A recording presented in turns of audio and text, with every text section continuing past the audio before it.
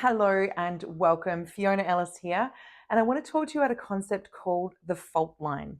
Now, this is a new term that I'm playing with at the moment based on my 15 plus years of being an NLP trainer, human behavior studier, coach, expert, and the countless hours of my own healing that I've done. And what I'm looking at is a concept that explains why do we keep on looping? Why is it that no matter how smart you are, no matter how much therapy you've done, no matter how many courses or books that you've read, you still keep ending up back in the same place? Whether that may be in your finances, in your health, or in your relationships, there is something in you that just keeps sabotaging it. You know better. You should be able to do better. But for some reason, you just can't. That is what I want to talk about today. So, as I said, I'm Fiona. I've been on this journey for well over 15 years, a lot longer than that when you consider my own health journeys, my own struggles through life, and countless hours I've spent trying to understand myself. Now, as a shamanic NLP practitioner, earlier this year, I'm recording this in 2025, earlier this year, I developed a series of methodologies that aren't just logical and aren't just spiritual, energetic. They are an integrated version of all of it. So all of my techniques that I teach my students, that I go through with my clients, are an integration of the spiritual, mental, emotional, and physical that is going on inside our body, inside our environment, that is causing us to have the challenges in our life. The fault line is an extension of that. So imagine this. Imagine that you have a beautiful home. It is exactly how you want it. It is designed perfectly with big light-filled windows. You've got art on the wall. You've got all these amazing things in your home. And then an earthquake strikes and the whole lot is razed to the ground. You'd be pretty devastated. You'd be pretty sad about it. But then eventually you would just go, okay, natural disaster, hopefully insured, you would just rebuild. And you would rebuild, maybe you'd rebuild a home that's even better than the first because you lived in the first for a little while and now you've perfected it. Now you know that you actually want the sun coming in from that angle, you want these things on the wall, and you turn it into your dream home, the best home you've ever conceived of. And then another earthquake hits and your home gets razed again. Now, the third time you have to rebuild, you might be a little bit more cautious this time because you've already had the dream home once, you've had the better dream home twice, and now the third time, maybe it's time to do some research. Maybe it's time to look into what makes a home stable in an earthquake zone. Maybe it's a thicker wall, less windows. Maybe you actually have less of your dream home and more of a really stable home. You start to change some things and make sure it's more secure, more likely to survive if there is an earthquake. So now you've built your third home. It's not perfect, but this time it's stable, right? It's safe, it's stable, nothing's getting through this. And then an earthquake comes again. Maybe this time your home doesn't get completely flattened, but that beautiful artwork that you love that you hung on the wall, maybe it gets shattered. Maybe some of those really precious pieces that you love get damaged. And you're like, okay, the home was mostly safe, but the art, nah, okay. So now when you rebuild, you fix the cracks, you rebuild even stronger, take a few more precautions. And when it goes to beautifying your home, you take your precious artwork and you think, I don't think I'm going to put it on the wall this time. I think I'll just keep this safe. I'll just keep it in its bubble wrap. I'll keep it locked in a drawer. Then an earthquake comes again. And when that next earthquake comes, the whole house rattles. But this time your artwork didn't break. Maybe your house stays solid and you think, gee, it's a good thing I didn't put that artwork up. It's a good thing that's safe and protected in a drawer. And you can go on like this for a while, but inevitably something will happen. And if it does, then the whole house gets shaken again. The energy to rebuild just gets less and less and less. And this is going on in your mind. This is going on for you every time you think, yes, I've got a new course, I've got a new coach, I've got a new relationship, I've got a new job. This time it's going to be better. And then collapse. Okay, I don't know what went wrong that time. I'll get a new course, a new relationship, a new coach, and then collapse. Okay, I'll be a bit more cautious this time. I'll get a new course, and then it just keeps collapsing until one day you are cowered in a corner, shaking, crying, grieving, going, I don't know if I have the energy to rebuild. I don't know if I can do this again. That is your fault line. That is the part of your brain that is blocking you from truly building a life that is stable. And just like building a home in an earthquake zone, there are people all over the world that have never ever lost their home to an earthquake, that have never ever known that danger of the shaking walls and the effort it takes to rebuild. But if you grew up there, if that was normal for you, then you would just get used to it. But there comes a point where you have to decide, are you going to still rebuild? Or are you just going to build somewhere else that's not in the earthquake zone? And that's what I want to invite you to ask for your own mind. So the fault line in our mind acts the same way as the fault line under the earth. It doesn't matter how perfect your house is. It doesn't matter how perfect your external is, how great your environment is. If you're built on a fault line, you will end up looping. You will end up sabotaging. You will end up calling those problems back in. And it can sustain for a really, really long time. But at the moment, the way society is, everything is getting more stressful. And this is that moment of, okay, you've pushed the old thing down under the water and it's totally fine until the pressure gets too much. And when society is going faster and faster and more chaotic and more stressful, all of these are popping off left, right, and center. And I am getting inundated with calls from people going, my relationship's just tanked. My money has tanked. My stress levels are up. My nervous system is fried. And this is what's going on. So what happens is in our own bodies, the fault line is the bit of plastic between the toy and the battery. Toy works, battery works, but there's a bit of plastic when you get it to make sure it doesn't connect until you're ready to. At some stage in your childhood, and this is just about this life, we do a lot of ancestral work, a lot of past life work, which is amazing and very, very influential. But the fault line is specific to this life. It is built by the ego, which only exists in this version of you. Everything else is influencing it. Your family conditions, your location, your tribe, everything of that is influencing it. But the fault line itself is your ego's attempt to keep you alive. And if you've ever done any of my parts integration or embodied parts integration, you'll understand this concept. Your ego has done its best job to protect you. Its sole responsibility is keep this body alive. Because if this body dies, so does its identity. We're not about death to the ego. We're about making it your best friend. So at some stage when you were growing up, and the fault line can actually exist at any age. It could be a childhood. I was 8. It could be teenage. It could be even as an adult. But there is a point where your brain just goes, no, that behavior is dangerous. I'm going to lock it down. And it's doing it to protect you. There is a sweet, innocent part of you. There is a very sexy part of you. There is a very passionate part of you. There is something in you that just went, nah, that one is dangerous. It's risky. I'm going to lock it down and I'm going to keep it safe.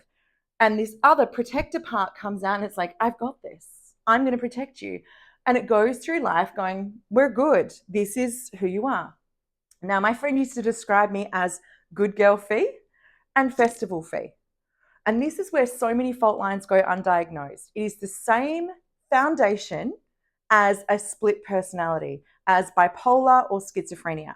However, where it gets really tricky is that it usually masquerades as or presents as sober you and drunk you, or work you and play you.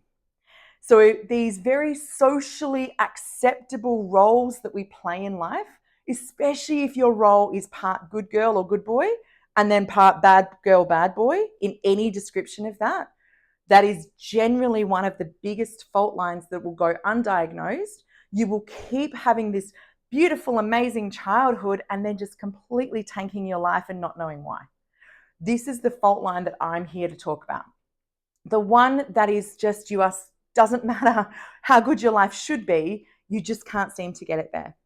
So now imagine you have tethered yourself down here and you're trying to move forward. And it's like, if you've ever seen those fabulous games where they're tied to a bungee cord and they've got a Velcro suit on and there's a Velcro wall behind them. And the whole game is how far can they pull forward before the bungee cord just rips them back and slams them against the wall.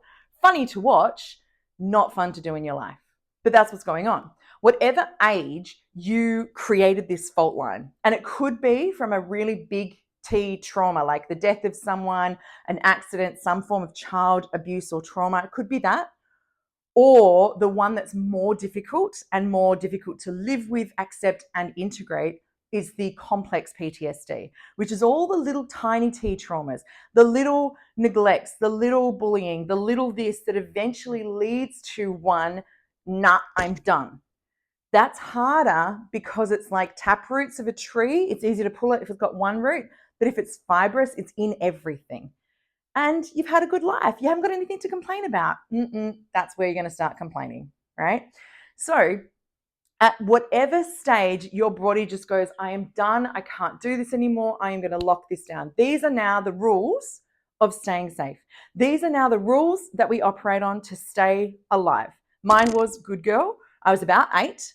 And I know this moment where I just went, okay, clearly all of that is dangerous. So then every single behavior that the other part of you has, that bad girl behavior, that bad boy behavior, so whether that was anger, whether that was too much passion, for men it's often the other way. That could be your sadness, that could be all your emotion and compassion. So you could be very logical and a very good stoic, practical man.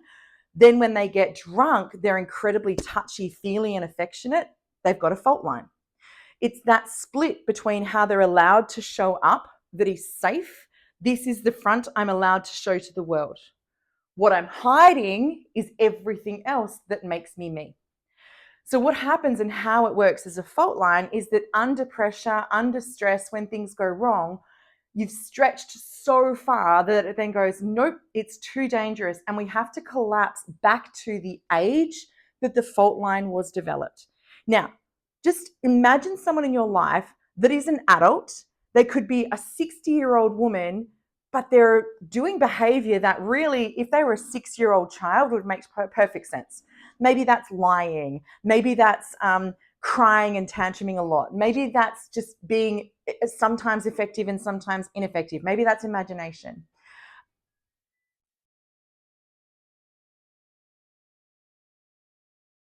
Bit of background music. So when you've got that person, so I've had a client who was a 60-year-old woman, but the behaviors really looked like a 6-year-old child. And if I judged her based on being 60, her life just didn't make any logical sense. Her behaviors didn't make any logical sense. But when we judged them based on her being a 6-year-old child, which was about the time her mum died, the behaviors made total sense. I had a 45-year-old man, same thing. His behavioral issues matched the rules that a 4-year-old would have written. 4-year-old behavior needing mummy was perfect match for his behavior, but not appropriate for a 45-year-old man. I was 42, still asking for my parents' permission, because the last time we felt safe, the last time we felt this is who I am, I'm going to have an opinion, I'm going to say something, fully integrated, that's where we get stuck. So under pressure, we default to the comparison. So it's like, imagine if there's a set of rules about what it takes to succeed. And I see this a lot with people who have grown up in a town that, as a child, that doesn't suit who they are as an adult. So for me, I grew up in a small farming community that everybody there still loves, farming and football and basketball. And I don't love any of those things. So I wasn't a match, whereas I am a match for the beach. I'm a match for all of the nature, but not farming. So who I am, who I've always been, is very different to the rules of that tribe when I was 8. Now, the challenge with that is that every decision I'm now making as an adult, I've got adult criteria, I've got adult passions, I've got adult skills, but it's still kept being matched against survival back then. What I needed to do to fit in and survive when I was 8 years old.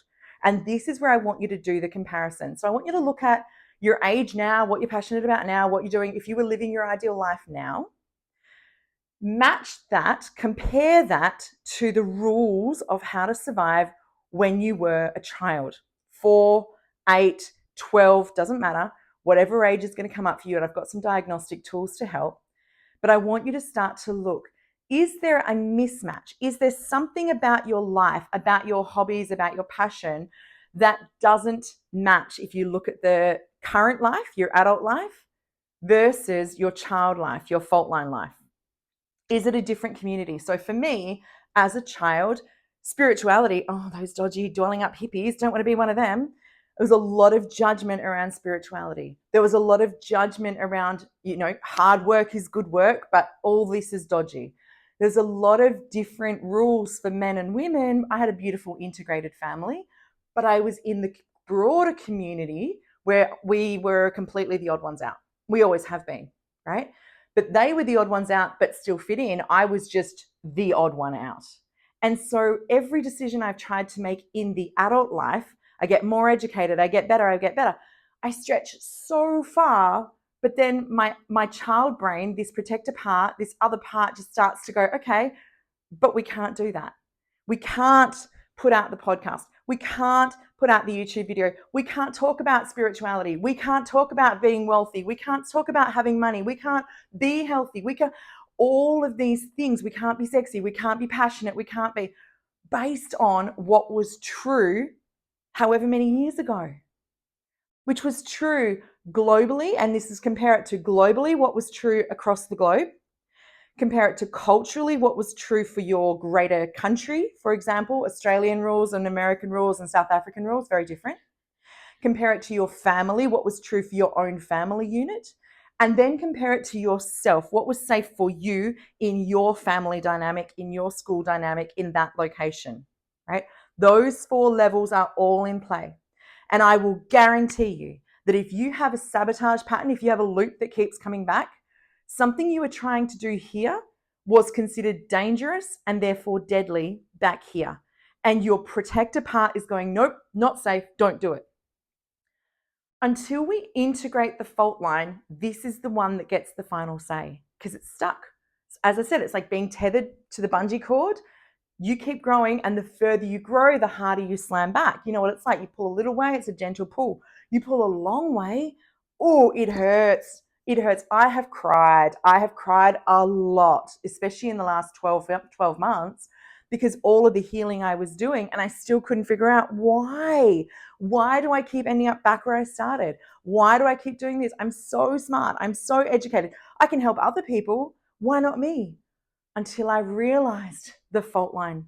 I kept building my life on a fault line, and all I had to do was go back, integrate. I have to go back and get that part. And we do this through embodied parts integration. We can do this through timeline as well, but this is a beautiful embodied parts integration where we get the perceptual positions. We go and sit as that child talking to the older part. We go sit as the family. We do internal family systems. There are so many different things, family constellations, so many aspects that we can look at and give them a different perspective so they can finally understand they are safe to release those rules and begin to grow. We have to love them back into union with each other. Now, here's the fun consequence. So I was 8 for a really long time. I did the integration with one of my students who coached me through it. I did the integration. Then the next interaction I had with my family, I was a tantruming teenager. And I looked at my behavior and I was like, ooh, she was 12. She was 13. Back chatting. I was never a rebellious teenager. Never did any of that. But I did it after my parts integration. So this requires a really healthy and series of sessions and support. This is not something I recommend you do as a one-off session, because once you pop, you're going to be pulled through every other stuck point in your life, right?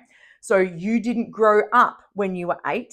That part of you is still 8, which means that it is now going to practice and learn all the skills of everyone older than it up to the age that you are. So in the last 3 weeks since I did my integration, I have literally gone, ooh, that was a 12-year-old behavior. Loved it as a 12-year-old behavior. Felt really grateful for it as a 12-year-old behavior, and then was able to let it go. Then I had another experience and I was like, boy, that was 18. Yep, that was the first time I ever turned 18, and all of the things. There were things that I've never been able to fully practice, whether that's passionate speech expression, money management, sexual expression, drinking, eating, cleaning, cooking. so many things that I should be able to manage as an adult, but I couldn't. I couldn't because it took all of the energy just to keep trying to pull forward with this other part just continually pulling me back. And this is why I am so excited and grateful for this understanding. Because when we can love ourselves based on the behavior that is the age that we keep collapsing to, then we can heal ourselves based on that behavior and catch them up together. Now, I'm old, so I remember iTunes libraries. If you don't, I don't know how to show you, but effectively what used to happen with iTunes is you had a folder and then you had the library and you would play a song. And if you changed the file path in the folder, and I had all this amazing music and I was like, I'm going to clean it up. And I put everything proper capitals and formatting and spelling, and it was amazing. Then I went to play the song, and even though it was all the same, it couldn't find it because the capitals were different. So you have to manually go through and reconnect the pathway. Then you have to manually go through and reconnect to the next pathway. And the beautiful thing is you only have to do that a couple of times, and then your brain will start to find it. It's like, oh, I remember it's somewhere down here, and it'll be able to find it because the adult part of you has been practicing. They know really well how to live your ideal life. They just had to stop trying to keep that one behind them and start going, okay, what if we actually stop fighting each other and we start to bring this together? Because both parts, or 3 parts, or 16 is the most that I've integrated, they all have wisdom. They all have something that is incredibly valuable and beautiful and critical for you. They have learned, they have energy, they have excitement, they have passion, and they are always meant to be integrated into you. You were never meant to be good girl or bad girl. You were never meant to be stoic or emotional. You were never meant to be masculine or feminine. You were always meant to have a beautiful integrated balance. Both of your parts have an expression of you that is ready to be loved back together. And that's what we need to do. So this is my invitation. I would love if you can just have a little bit of a think. You can do your full detailed personal history map. You can book a session and we can go through it together. I'm going to have a questionnaire as well where you can say, do I even have a fault line? I want you to start to look at all of those core areas. I'll put the workbook below where you can look at all the rules that existed for that part of you back then. Compare them with what the rules are for your ideal life if you were to reset them today. If they are a mismatch, let's bring them back into union. Let's help you truly move forward. Let's help you fall so back in love with all of you that the world just goes and starts to manifest for you. But if you've got manifestation training that isn't working, if you've got skills that you can't bring into practice, and if you've got relationships or health or wealth challenges that just keep collapsing and imploding on themselves, this is the time to do the work. I've got you. I'm excited about it. I've got a whole package together. Let's have a talk. Let me know how you go. Till we speak, take care of you, take care of others, and take care of the greater good. Bye for now.